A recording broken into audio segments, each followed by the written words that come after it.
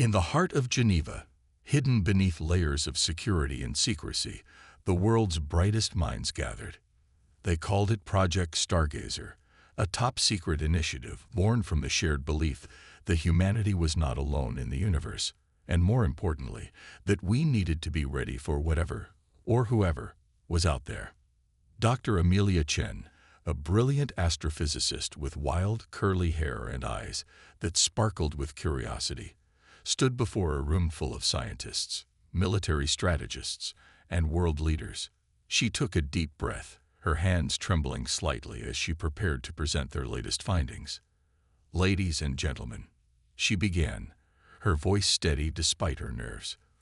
"For years, we've been preparing for this moment. Today, I'm thrilled to announce that we've made a breakthrough." The room fell silent, all eyes fixed on the large screen behind her. With a click of her remote, it came to life, displaying a complex array of symbols and equations.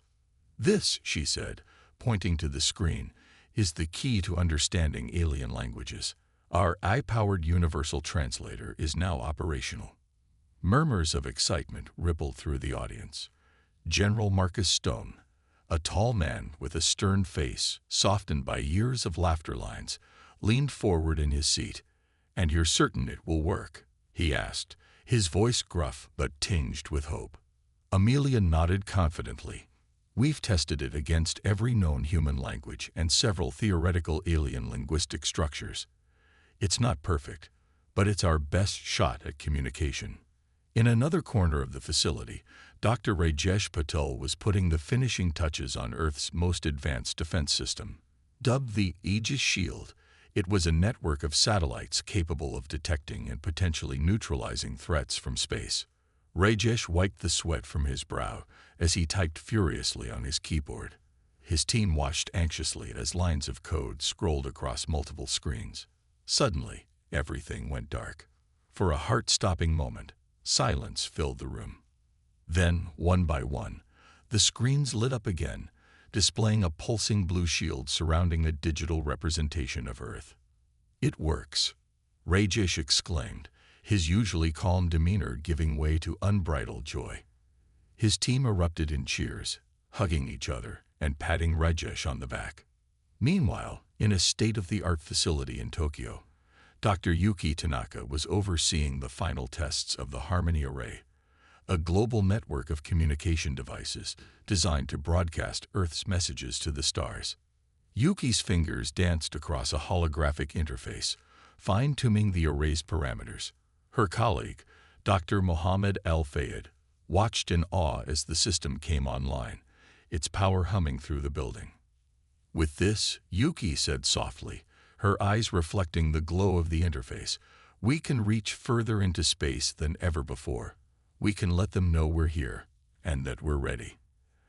As these breakthroughs were happening, world leaders were meeting in a secure virtual conference. President Elena Rodriguez of the newly formed United Earth Council addressed her peers. "My fellow leaders," she said, her voice firm and resolute, "today marks a turning point in human history. We stand united, not as separate nations, but as one species, ready to face whatever the universe has in store for us." The other leaders nodded in agreement. It had taken years of negotiation, compromise, and shared purpose to reach this point. Old rivalries had been set aside in the face of a greater unknown. Back in Geneva, as the day's presentations concluded, Amelia found herself standing by a large window, gazing up at the star-filled sky. General Stone joined her, his usual gruff exterior softened by the day's events. "Do you really think they're out there, Doctor?" he asked, his voice barely above a whisper. Amelia turned to him, a small smile playing on her lips. "I don't just think, General. I know. And when they come, they'll find that humanity is not some primitive species to be conquered or ignored. We'll show them that we're a force to be reckoned with, intelligent, resilient, and united." As if in response to her words, a shooting star streaked across the sky. For a moment, both Amelia and the general held their breath, wondering if it was something more. But as it faded away, they shared a knowing look. Whether it was a sign or not, One thing was certain: humanity was ready. The stars were calling, and Earth was prepared to answer. The vast emptiness of space had always fascinated Dr. Carlos Mendoza. As he sat in the control room of the Atacama Large Millimeter Array, ALMA, in Chile, his eyes scanned the monitors displaying data from the powerful radio telescopes. It was a quiet night, just like any other in the past decade of his career. Suddenly, a sharp beep cut through the silence. Carlos sat up straight, his heart racing. The computer screen in front of him flashed with an urgent message. Anomalous signal detected. "This can't be," Carlos muttered, his fingers flying over the keyboard. He ran the data through various filters, checking and double-checking the results. With each passing minute, his excitement grew. Across the globe, at the Green Bank Observatory in West Virginia, Dr. Sarah Thompson was jolted awake by an urgent call. She rushed to the control room, her blonde hair messy, and her lab coat thrown hastily over her pajamas. "What have we got?" she asked, breathless. Her assistant, a young man named Alex, pointed to the main screen. "It started about an hour ago. ALNA picked it up first, but now we're getting it too. It's like nothing we've ever seen before."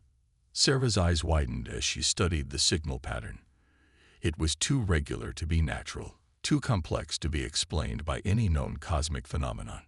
Her hand trembled slightly as she reached for the secure phone. "Get me Project Stargazer," she said, her voice barely above a whisper. Now, in Geneva, the alarm klaxons of Project Stargazer's headquarters blared to life. Dr. Amelia Chen rushed into the command center, followed closely by General Stone. The room was a flurry of activity, with scientists and military personnel hurrying to their stations. "Report," General Stone barked. A young lieutenant stepped forward. "Sir, we're receiving data from observatories around the world. They've all detected the same signal originating from a point just beyond Mars' orbit." Amelia pushed past the general, her eyes glued to the main screen. The signal pulsed in a mesmerizing pattern, unlike anything she had ever seen. "It's them," she breathed. "It has to be." As news of the signal spread, the world held its breath. Governments issued statements urging calm, but social media exploded with theories and speculation. In New York, crowds gathered in Times Square, their faces turned upward as if they could see the signal in the sky. In Tokyo, people flocked to temples and shrines, offering prayers to whatever might be out there. Back at Project Stargazer, Amelia and her team worked tirelessly to decipher the signal. Days passed in a blur of coffee cups and heated debates. Finally, after a week of non-stop work, Amelia called for a meeting. World leaders gathered once again in their secure virtual conference room. President Rodriguez took her place at the head of the table, her face etched with concern and anticipation. "Dr. Chen," she said, "what have you found?" Amelia cleared her throat. "Madam President, distinguished leaders, after careful analysis, we can confirm that the signal is artificial in origin. It's a message, and it's meant for us." A collective gasp echoed through the conference room. "What does it say?" someone asked. Amelia took a deep breath. "It's not a language we can directly translate, but our AI systems have interpreted its meaning. In essence, it says, 'We are coming. Prepare yourselves.'" The room erupted in a cacophony of voices. Some leaders called for immediate military action, while others urged for peaceful preparation. President Rodriguez raised her hand, silencing the chaos. "Dr. Chen," she said, her voice steady, "how long do we have?" Amelia hesitated for a moment. "Based on the signal's origin and strength, we estimate they'll reach Earth's orbit in approximately 3 months. President Rodriguez nodded solemnly. "Then we have work to do. Activate all Stargazer protocols. It's time to show the universe what humanity is made of." As the meeting adjourned, Amelia found herself once again by the window, staring at the night sky. This time, General Stone stood beside her, his face a mask of determination. "Well, Doctor," he said, "it looks like all our preparation is about to be put to the test. Amelia nodded, a mix of fear and excitement coursing through her veins. Indeed, General, the greatest moment in human history is upon us. Let's just hope we're truly ready for what comes next. As they stood there, a shooting star streaked across the sky. But this time, they both knew it wasn't just a harmless meteor. Somewhere out there, approaching Earth, was the answer to humanity's oldest question: are we alone? And soon, very soon, they would have their answer. The 3 months following the alien signal passed in a blur of frantic activity. Cities around the world buzzed with a mixture of excitement and fear. In every country, people prepared for the unknown, stocking up on supplies and holding their loved ones close. At Project Stargazer's headquarters, Dr. Amelia Chen hadn't slept properly in weeks. Her eyes were red-rimmed, her hair a mess, but her determination never wavered. She stood in the command center, surrounded by screens displaying data from every satellite and telescope pointed at the approaching alien fleet. "Any change in their course?" she asked, her voice hoarse from too much coffee and too little rest. A young technician shook his head. "No, Doctor. They're still on a direct path to Earth. ETA is less than 24 hours. General Stone entered the room, his uniform crisp despite the late hour. "Dr. Chen, the Security Council is meeting in 10 minutes. They want our final assessment." Amelia nodded, taking a deep breath to steady herself. As they walked to the conference room, the general spoke quietly. "Are we ready for this, Doctor?" Amelia managed a small smile. "As ready as we'll ever be, General." In orbit around Earth, the Aegis shield hummed to life. Dr. Rajesh Patel watched from his control station as the network of satellites formed an invisible protective barrier around the planet. His hand shook slightly as he ran the final diagnostics. "Aegis shield is at 100% capacity," he reported. "If they show any signs of hostility, we'll be ready." Meanwhile, at communication centers worldwide, Dr. Yuki Tanaka and her team fine-tuned the Harmony Array. The global network of transmitters stood ready to broadcast humanity's message to the stars and to the approaching visitors. "All systems are go," Yuki confirmed, her voice steady despite the tension in the air. "We can send our message as soon as they're in range." As the alien fleet entered the solar system, astronomers around the world marveled at the sight. The ships were unlike anything they had ever seen. Sleek, almost organic in design, and moving with impossible grace. In New York, crowds gathered in Central Park, their eyes fixed on the giant screens showing live feeds from space telescopes. In Beijing, millions stood in silent awe in Tiananmen Square. In Rio de Janeiro, people on Copacabana Beach held hands, forming a human chain that stretched for miles. Back at Project Stargazer, Amelia and General Stone stood before the United Earth Council. President Rodriguez's face filled the main screen, her expression a mixture of concern and resolve. "Dr. Chen, what's your assessment?" she asked. Amelia cleared her throat. "Madam President, the alien fleet consists of approximately 50 ships of varying sizes. They've slowed as they approached Mars, suggesting they're being cautious. We've detected no weapons fire or energy buildup that might indicate hostile intent." General Stone stepped forward. "However, we're maintaining full alert status. The Aegis shield is active, and our global defense forces are ready to respond to any threat." President Rodriguez nodded. "And our message?" "The Harmony Array is prepared to transmit as soon as you give the order," Amelia replied. The president closed her eyes for a moment, the weight of humanity's future heavy on her shoulders. When she opened them, her gaze was steel. "Send the message," she commanded. Across the globe, the Harmony Array sprang to life. Massive transmitters aimed skyward, broadcasting humanity's carefully crafted greeting to the approaching fleet. In space, the alien ships suddenly slowed their approach. For a heart-stopping moment, everyone on Earth held their breath. Then, a response came. Amelia's eyes widened as she read the translation. They're asking permission to enter Earth orbit," she said, her voice filled with disbelief and hope. A collective sigh of relief echoed around the world. It wasn't an attack. It wasn't an invasion. It was a meeting. President Rodriguez straightened in her chair. Tell them they have our permission, and that we welcome them to Earth. As Amelia relayed the message, she caught General Stone's eye. For the first time in months, they both smiled. Outside, people poured into the streets, looking up at the sky with wonder. The day humanity had long dreamed of, and feared, had finally arrived. And against all odds, it seemed to be starting on a note of peace.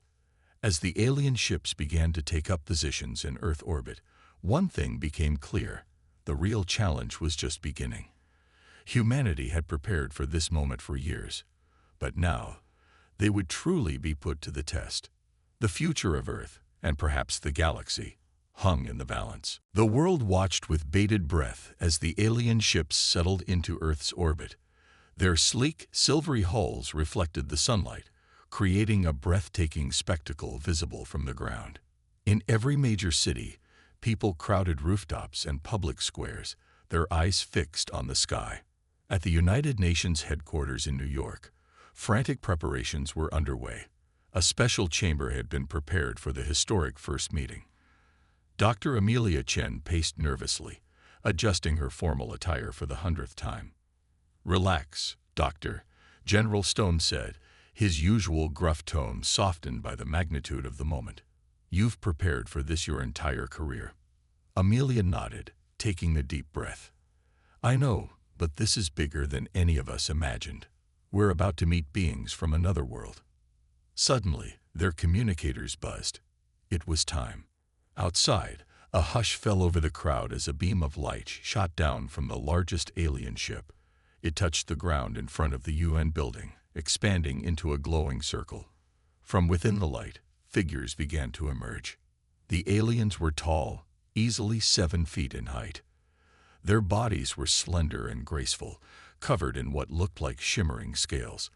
Their faces were eerily human-like, with large, almond-shaped eyes that seemed to change color as they moved. President Elena Rodriguez stepped forward, flanked by Amelia, General Stone, and other world leaders. Her voice was steady as she spoke the words that would be remembered for generations to come. "On behalf of the people of Earth, I bid you welcome to our world." The lead alien tilted its head, studying the humans before it. Then, to everyone's surprise, it spoke in perfect English. "We thank you for your welcome, people of Earth. We are the Zarkonian, and we have traveled far to meet you." Gasps of amazement rippled through the crowd. Amelia's mind raced. How had they learned English so quickly? The implications were staggering. As the two groups made their way into the UN building, crowds pressed against the barriers, trying to get a closer look at their otherworldly visitors. Inside, in the specially prepared chamber, human and alien delegates took their seats. The lead Zarkonian, who introduced himself as Ambassador Xalthor, began to speak. "We have observed your world for many of your years. Your signal reached us, and we were impressed by your readiness and unity. It is rare to find a species so prepared for interstellar contact." President Rodriguez nodded. "We have long believed we were not alone in the universe. We wanted to be ready when the time came." Xalthor's eyes shimmered with what seemed like approval. "Your foresight serves you well.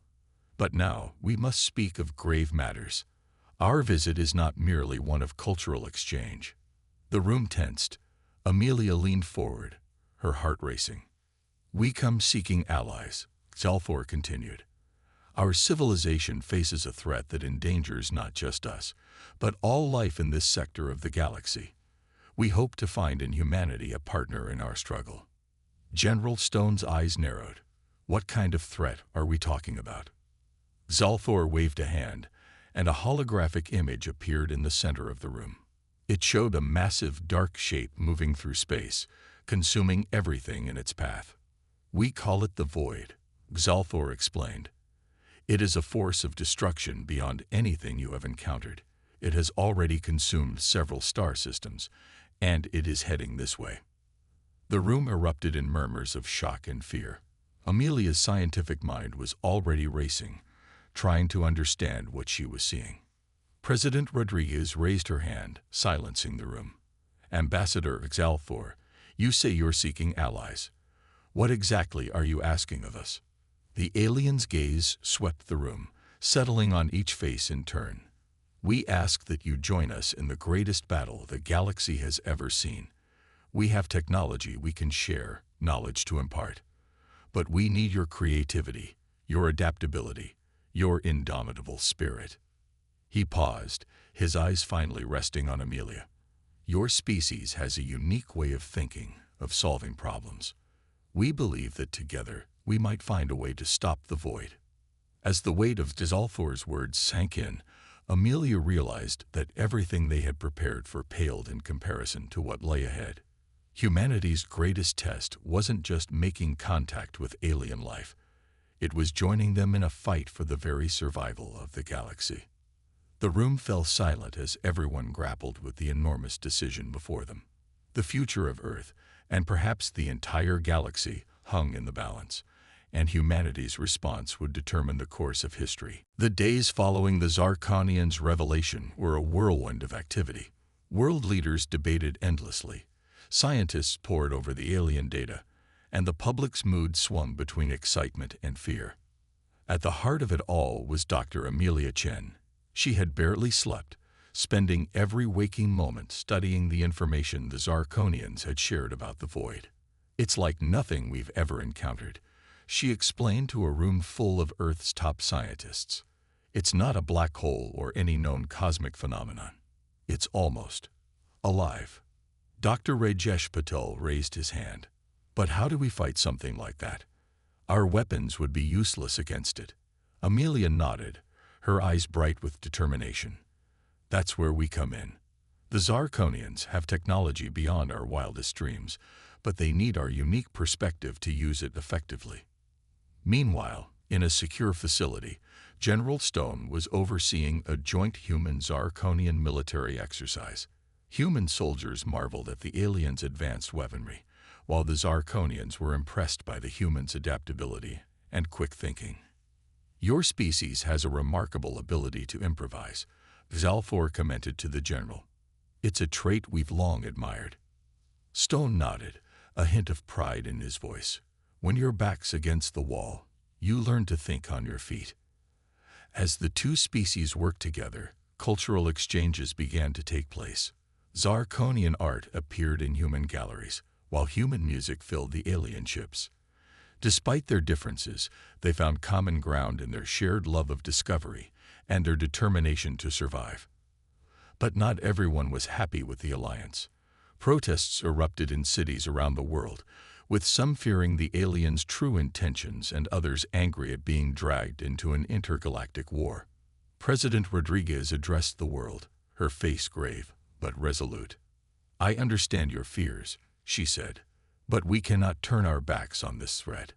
If the void is not stopped, Earth will fall just like any other world in its path. We must stand with our new allies and face this challenge together. Her words seemed to rally many, but tensions remained high. As weeks passed, Amelia and her team made a breakthrough.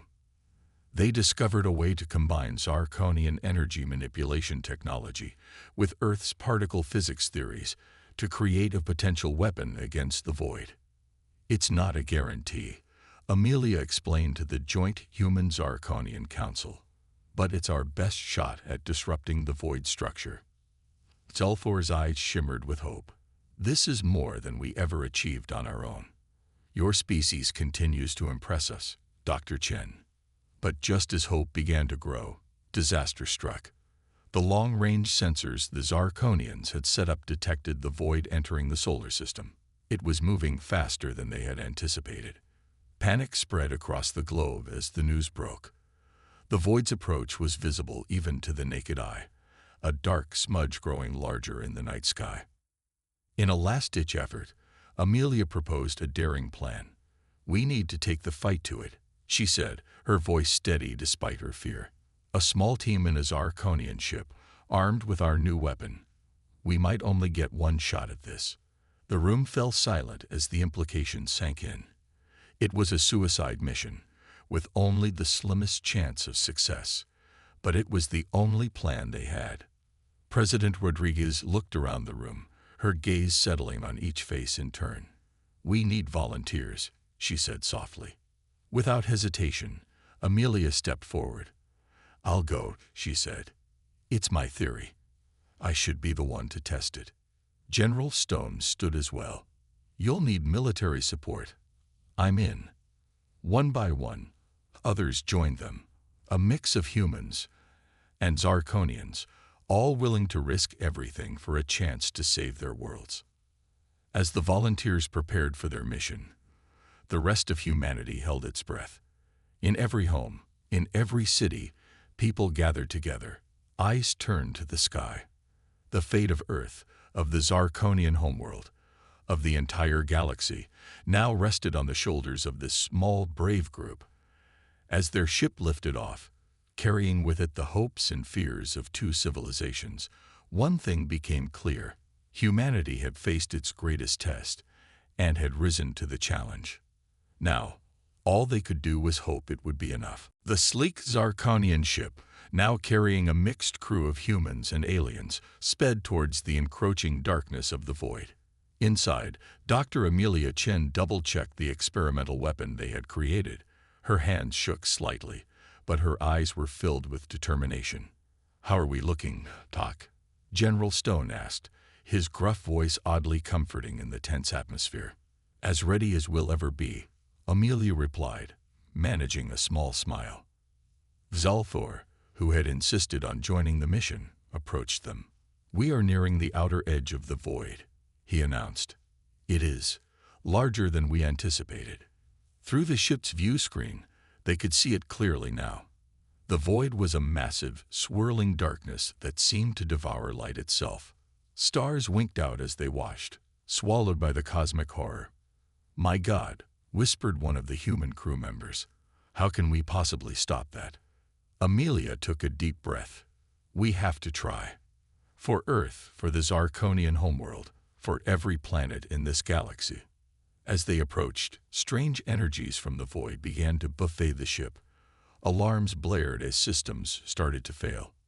"We're losing power," shouted the Zarkonian pilot.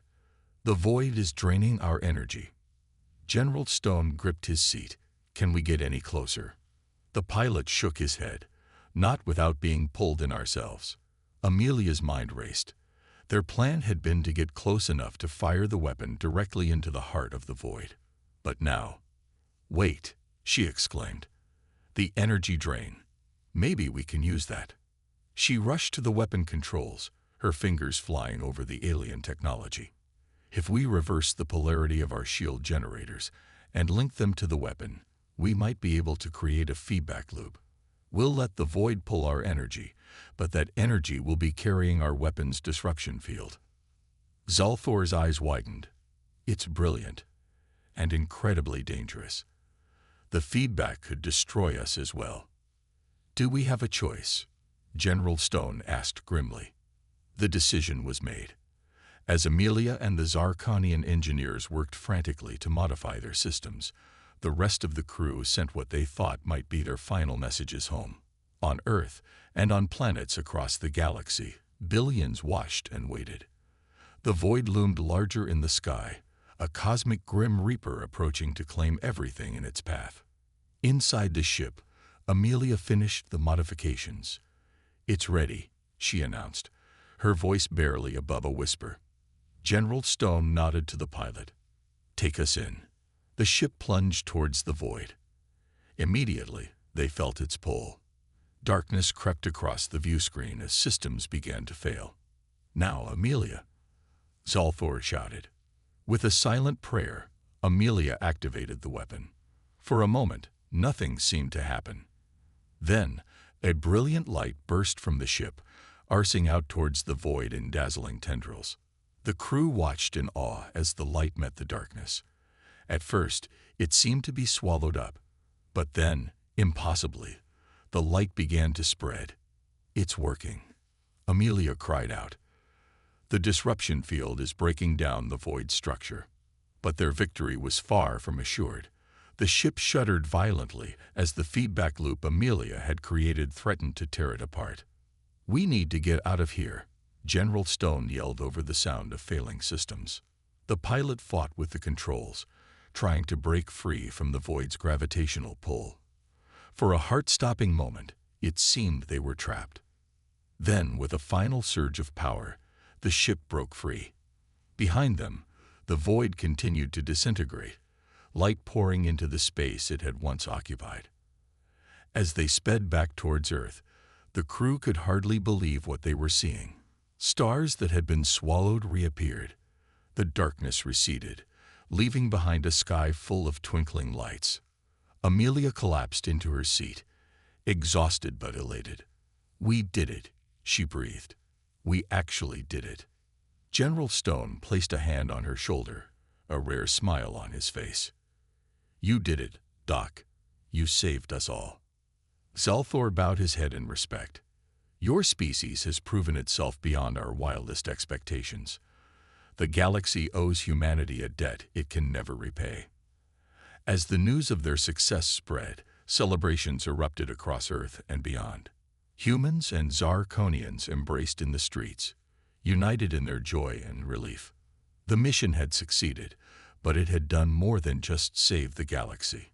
It had proven, beyond any doubt, that humanity was ready to take its place among the stars. The future that awaited them was brighter than they had ever imagined. The return of the brave crew to Earth was met with jubilation unlike anything the world had ever seen. As their ship descended through the atmosphere, billions of people watched, their faces turned skyward in awe and gratitude. Dr. Amelia Chen, General Stone, and their Zarkonian allies stepped onto the tarmac at the United Nations headquarters, greeted by thunderous applause. President Rodriguez rushed forward, embracing Amelia with tears in her eyes. "You've done it," she whispered. "You've saved us all." The days that followed were a whirlwind of celebrations, ceremonies, and historic meetings.